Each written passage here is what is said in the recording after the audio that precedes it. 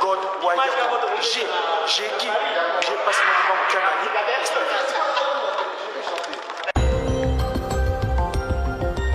mon Mémoire d'un continent, Isabelle Godino et Likiam Bokolo. Une nouvelle écriture en Afrique, l'écriture Mandombe.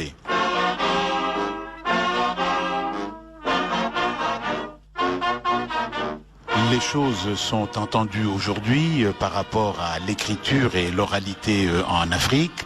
Il est acquis que les sociétés africaines ont été des sociétés à dominante orale, l'oralité étant déclinée sous toutes les formes, sous la forme de la parole simplement dite, sous la forme de la chanson, sous la forme de la poésie, de l'épopée, de proverbes que tout le monde utilise tous les jours. Mais une chose est claire aujourd'hui, on ne peut pas parler de sociétés orales comme étant des sociétés sans écriture, puisque un peu partout en Afrique, l'écriture a été pratiquée parallèlement à l'oralité. On sait que si l'on remontait aussi loin dans le passé qu'il soit possible pour les historiens, l'Égypte ancienne offre évidemment avec les hiéroglyphes l'exemple le plus connu et peut-être le plus achevé d'une écriture particulièrement élaborée. Mais sans aller aussi loin, au cours du dernier millénaire ou du dernier millénaire et demi, les 1500 ans qui viennent de s'écouler, un peu partout dans toutes les régions d'Afrique, il y a eu des tentatives d'invention d'écriture qui ont servi à toutes sortes d'usages, sacrés, politiques ou profanes. En Afrique de l'Ouest, on a eu l'écriture Vaille, Mende, Pélé, Bambara.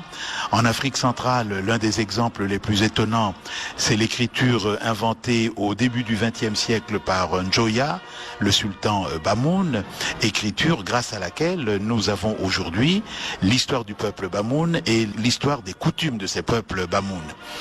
En Afrique centrale, chose étonnante, aujourd'hui, fin XXe siècle, début XXIe siècle, une autre écriture est en train de se développer, écriture qui s'appelle Mandombe.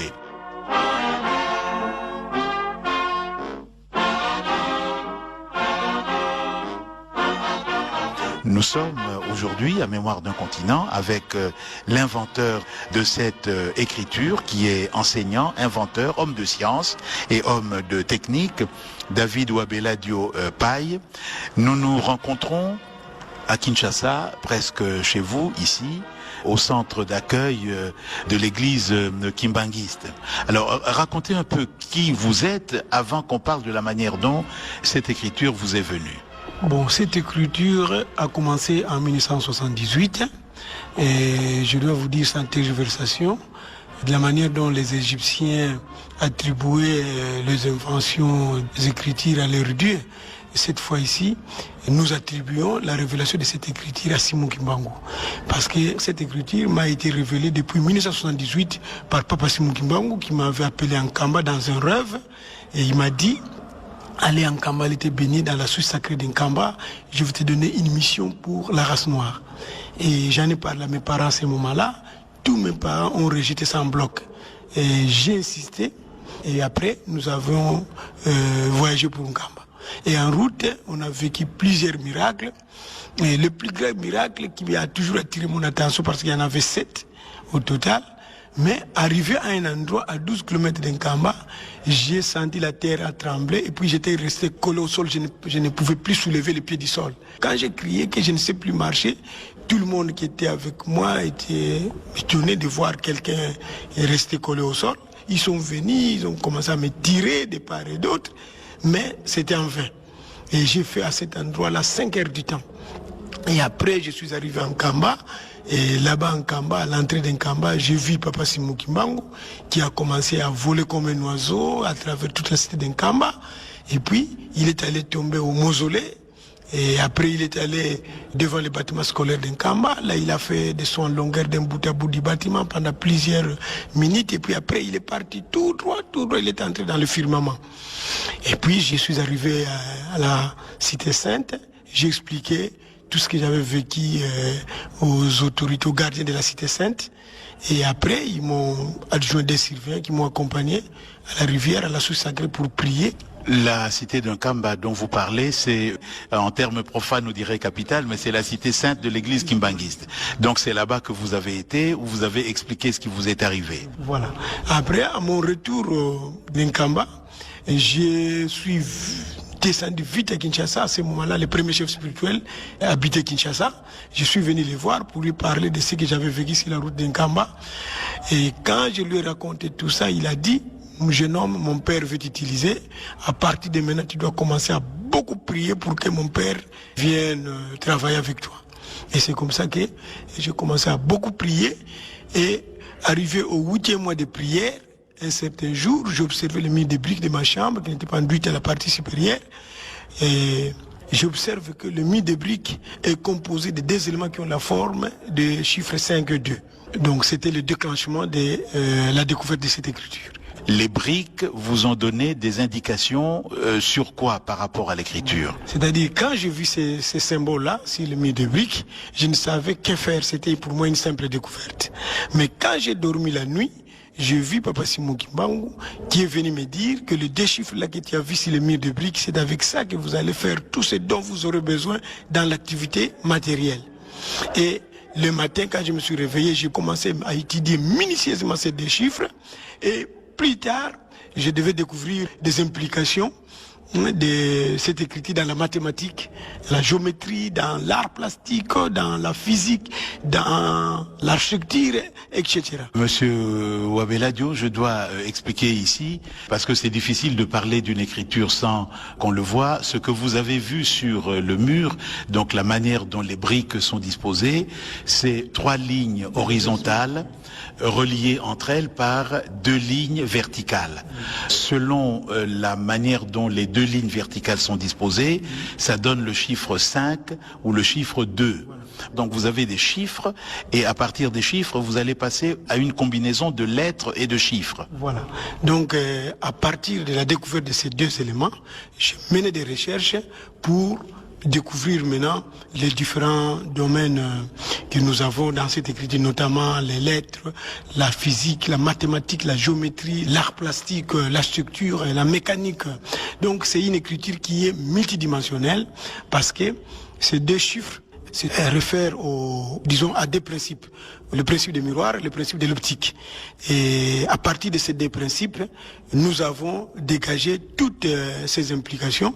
C'est ce qui ont fait que l'écriture négro-africaine soit aujourd'hui acceptée dans le milieu scientifique, parce que ce sont surtout les implications scientifiques qui prouvent la quintessence de cette écriture. Le principe du miroir et le principe de l'optique, en un mot, de manière simple, qu'est-ce que c'est, puisque c'est de là que vous allez tirer tout l'alphabet, toute l'écriture et puis tous les concepts scientifiques. Oui, c'est-à-dire quand j'avais découvert ces 2 éléments sur le mur de briques, je me suis rendu compte que ces 2 éléments sont symétriques par rapport au principe du miroir.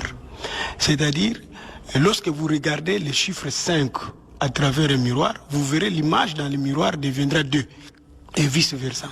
Alors quand j'ai découvert ça, ça m'a vraiment encouragé parce qu'en mathématiques, il y a un principe qui dit que l'image d'un objet formé dans un miroir est symétrique à l'objet par rapport au miroir. Il est de même grandeur que l'objet, mais ne lui est pas superposable. Alors c'est ce principe-là que j'ai utilisé pour développer ma recherche. Et après, j'ai commencé maintenant à ajouter des petits traits à chaque extrémité de ces 2 éléments découverts sur le mur de briques. Maintenant, après, je me suis rendu compte que les petits traits-là que j'ai ajoutés à chaque extrémité de ces 2 éléments, il suffit de les faire parcourir une course de moitié sa valeur en mouvement cyclaire continu. L'ensemble de la clé devait se transformer. Et lorsque la clé a commencé à se transformer, j'ai observé 5 étapes. Et ce sont ces 5 étapes-là qui sont maintenant les clés de base de cette écriture ou les angles de temps. Parce qu'après tout, nous nous sommes rendus compte que ce sont des angles, des nouveaux types d'angles qu'on avait découverts à partir de l'évolution de cet élément qu'on a ajouté aux éléments qu'on avait tirés sur les murs de briques. Au jour d'aujourd'hui, pour parler comme monsieur et madame tout le monde, toute écriture a des voyelles et des consonnes. Hein. Vous en êtes à combien de voyelles et de consonnes? Donc pour les consonnes, parce que ce sont ces angles qui jouent le rôle des consonnes. Or les angles, nous en avons 5. Avec le principe de miroir, chaque angle nous donne son revers, ce qui nous donne 10. Maintenant, avec le principe de rotation, automatiquement, nous avons trouvé 20 angles.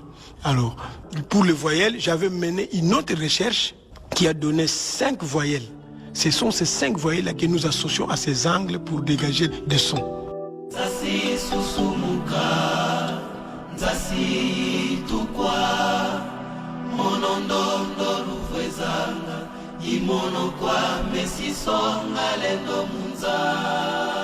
Monsieur Wabella Dio, vous êtes donc à la fois un inventeur, je crois d'ailleurs que vous avez obtenu plusieurs distinctions scientifiques un peu partout au Congo, mais ailleurs. Bon, l'écriture, c'est une belle invention, mais elle sert pour transmettre des connaissances, des messages aux uns et aux autres. Votre écriture à vous, au jour d'aujourd'hui, je sais que beaucoup de gens l'apprennent, dans plusieurs pays du monde d'ailleurs. Qu'est-ce que vous êtes capable de transmettre aujourd'hui comme message, comme connaissance, et dans quelle direction travaillez-vous? Bon, puisque l'écriture a des implications dans la science, au niveau de la science, on parle de la technologie japonaise, on parle de la technologie française, la technologie américaine, mais jamais on ne parle de la technologie africaine. Mais dans cette écriture, j'ai découvert la technologie africaine. Et cette technologie, nous sommes en train de démontrer ça parce que nous avons pu trouver la science africaine à partir de cette écriture. Et je me suis rendu compte que les écritures renferment des parties scientifiques. Et moi, j'en ai découvert dans notre écriture. Et c'est ce côté scientifique maintenant que nous exploitons pour dégager maintenant les différents domaines. Même dans le domaine de l'art. J'étais dernièrement à l'Académie des Beaux-Arts où j'ai animé une grande conférence devant des professeurs du domaine artistique. Et ils ont beaucoup apprécié les aspects art de cette écriture. Parce que j'ai démontré comment nous pouvons trouver des dessins classiques à partir de cette écriture. Tout ceci a commencé dans la région culturelle, disons, Congo, donc dans la partie ouest de la République démocratique du Congo. Et dans la langue Congo, il y a, par exemple, la manière dont sont désignés les deux jumeaux et les enfants qui suivent les jumeaux. Donc, dès lors que les deux jumeaux sont sortis, ils portent des noms qui sont fixes et ceux qui les suivent portent à leur tour des noms. Est-ce que vous pouvez nous rappeler un peu ce que c'est que cette manière de faire et comment votre écriture et toute la science que transporte votre écriture interprète cette manière de faire? Bon, lorsqu'une famille met 2 enfants à la fois, on les appelle Nsimba et Nzuzi, mais d'après nos ancêtres, les enfants qui suivent ces jumeaux doivent aussi avoir des noms identiques. C'est-à-dire l'enfant qui vient après les jumeaux, on l'appelle toujours Landu. Et maintenant, celui qui vient après Landu, on l'appelle toujours Lukombo. Celui qui vient après Lukombo, on l'appelle Nsukula. Et puis, le 5e enfant, celui qui vient après Nsukula, on l'appelle Katuma, et on s'arrête là. Maintenant, dans cette manière d'appeler les jumeaux, j'ai trouvé que par manque de culture, les ancêtres ont utilisé des messages, des moyens, disons, pour coder le message. Et j'ai trouvé que c'est lié même à la science. Parce que, vous voyez par exemple, Nsimba et Nzuzi, ils veulent parler en quelque sorte de ce que les Japonais appellent le yin et le yang. Le yin et le yang, c'est-à-dire il y a toujours des choses à la base. Il y a l'homme ou la femme qui sont à la base de la famille. Et il y a la terre et le ciel, la gauche et la droite. Et il y a le bas et le haut. Il y a l'alpha et l'oméga. Donc, nos ancêtres ont expliqué ça dans ce sens-là. C'est-à-dire, ils voyaient ces yin et ces yang de leur façon, mais ils ont codé ça d'une façon tout à fait, disons, matérielle. C'est-à-dire, ils ont matérialisé ça en donnant des noms à ces 2 enfants pour exprimer cet esprit-là qu'ils avaient et qu'ils ne pouvaient pas transmettre par écrit, par manque d'une écriture. Et ils ont utilisé cette formule-là pour laisser le message. Et j'ai découvert ça. Et donc, c'est comme ça que jusqu'à aujourd'hui, je continue même à fouiller la langue du Congo. Parce que toujours à partir du principe de l'écriture Mandombe, j'ai découvert beaucoup de mots du Congo, mais qui sont liés à des principes mathématiques. Par exemple, je peux citer un exemple. Par exemple, en Congo, par rapport au principe de l'écriture Mandombe, quand on dit par exemple Nkuta, le mot Nkuta a 2 syllabes, la syllabe Nku et la syllabe Nta. Or, en écriture Mandombe, nous utilisons la rotation. C'est-à-dire, lorsque je parle de la rotation ici, je fais la rotation maintenant les deux mots Nkuta. En faisant la rotation de ces deux syllabes, le mot Nkuta devient Ntaku. Or, Nkuta, en français, veut dire tout simplement un tas. Quand vous allez au marché, vous trouverez les mamans en train de vendre les choses en format d'un tas. Des tas de maïs, les tas de bananes, les tas de mangues, les tas des oranges, pardon. Et puis, quand on fait la rotation d'un kuta qui est l'enta, ça vous donne l'entaku qui est l'argent. C'est-à-dire, quand vous trouvez au marché un tas de choses, c'est que le vendeur a besoin d'argent. Vous voyez? Alors, maintenant, chaque vendeur a toujours placé l'étiquette de prix de sa marchandise. Et le prix en Kikongo, on appelle ça Ntalu. Donc, l'Ntalu, quand vous faites la rotation du mot Ntalu, ça vous donne Nluta. Or, Nluta veut dire bénéfice. Ntalu, c'est le prix. Et la rotation de Ntalu, c'est le bénéfice. Donc, ce qui veut tout simplement dire que toute marchandise doit avoir un prix. Parce que l'acheteur demande toujours à quel prix vous vendez ça. Maintenant, c'est à partir du prix que le commerçant calcule son bénéfice. Parce que pour chaque commerçant, il doit chercher d'abord à gagner un bénéfice sur sa marchandise. Alors ces bénéfices-là, c'est ça qui lui donnera beaucoup d'argent. C'est comme ça que le mont Kuta, qui est la marchandise, qui doit avoir un prix, qui est l'Ntalu, et l'Ntalu, avec la rotation, donne un Luta qui est le bénéfice, et le bénéfice, c'est ça qui fera que vous puissiez avoir maintenant un Ndaku, qui est de l'argent, et c'est avec cet argent que tu vas continuer à tourner pour avoir beaucoup d'argent. Donc, il y a beaucoup de mots que j'ai découverts grâce à l'écriture négro-africaine. Donc c'est une écriture qui est venue vraiment nous donner encore une impulsion en matière de recherche, afin que nous puissions découvrir les énigmes cachées dans nos cultures et ainsi de suite.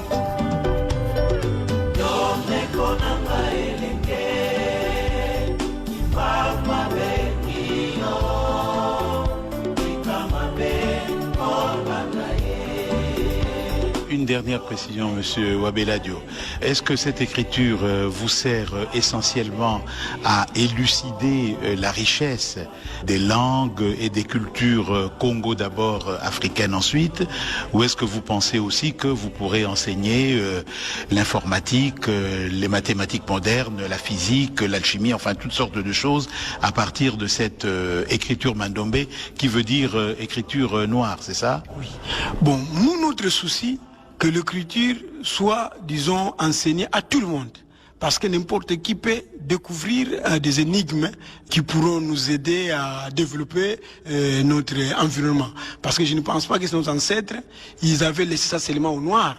Mais parce qu'ils n'avaient pas une écriture, c'est-à-dire ils ont laissé ça dans la langue, parce qu'ils n'avaient que cette langue comme richesse, comme moyen de transmission des messages. Mais n'importe qui peut découvrir, comme nous voyons des chercheurs européens, des chercheurs asiatiques et américains qui viennent fouiller nos grottes, nos musées pour découvrir les choses africaines. Donc nous invitons les chercheurs du monde à pouvoir venir se joindre vers nous pour maintenant utiliser l'écriture mandome comme base de recherche afin de pouvoir canaliser les recherches dans, disons, les différents domaines de la vie, quoi. Donc voilà, c'est ça mon souci. Et c'est une écriture que moi j'appelle même universelle, parce que la science est toujours universelle, puisque l'écriture a donné naissance à la science, donc l'écriture négro-africaine est universelle. Voilà. Merci beaucoup, Monsieur David Wabeladio Pai. Donc, je rappelle que vous êtes inventeur de l'écriture mandombe, une écriture qui a une trentaine d'années, mais qui est déjà en train de produire un certain nombre d'effets chez vous, au Congo, mais aussi en dehors du Congo, dans plusieurs pays d'Europe. Écriture que vous enseignez d'ailleurs lors de tous vos déplacements. Tous les détails sur l'émission seront trouvés sur le site de RFI, émission réalisée naturellement par Isabelle Godino.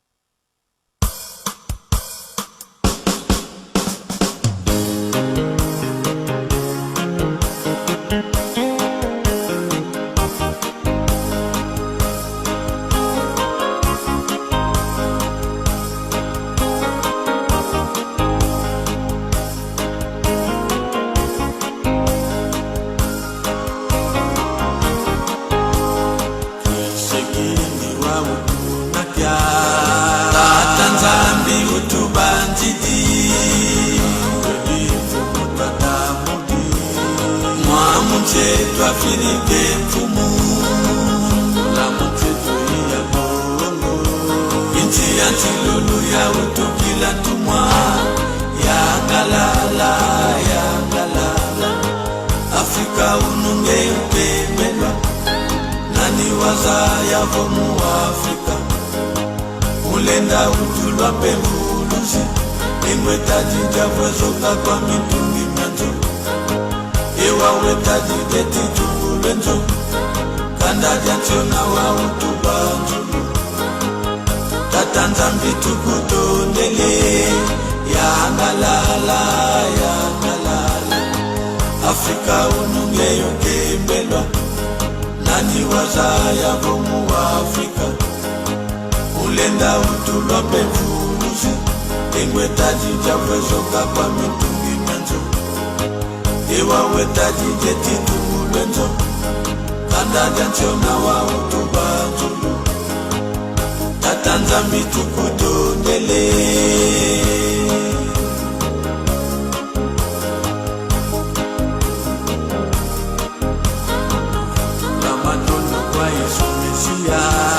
Ufila katufila yetwa sumuki Naenda walomba sabisi Waiza munza mwamu Afrika Mukafa wasisa mbala tatu Isa uzeti kutusonga kya munza yai Ya ngalala Afrika ununge yopembelwa Nani waza ya vomu wa Afrika ulenda utulwa pemvuluzi ingwetaji javwezoka kwa mitungi myanzo ewa wetaji jeti tukulenzo kanda jantiona wa utubanzulu tatanzambi tukutondele ya ngalala Afrika ununge yokembelwa nani waza ya vomu wa Afrika ulenda utulwa pemvuluzi ingwetaji javwezoka kwa mitungi myanzo ewa wetaji jeti tukulenzo kanda jantiona wa utubanzulu tatanzambi tukutondele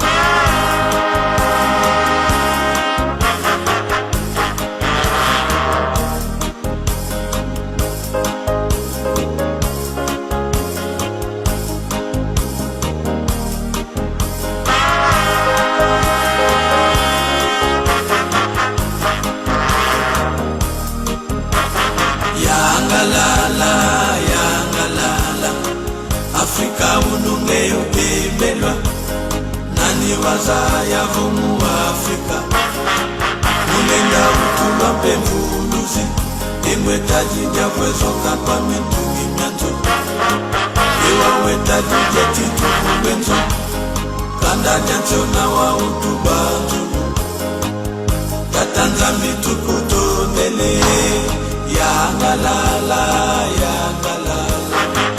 Afrika ununge yokembelwa nani waza ya vomu wa Afrika ulenda utulwa pemvuluzi ingwetaji javwezoka kwa mitungi myanzo ewa wetaji jeti tukulenzo kanda jantiona wa utubanzulu tatanzambi tukutondele ya ngalala Afrika ununge yokembelwa nani waza ya vomu wa Afrika ulenda utulwa pemvuluzi ingwetaji javwezoka kwa mitungi myanzo wawetaji jeti tumbulenzo Canadian tiona wa utubatulu Tatanzambi tukutondele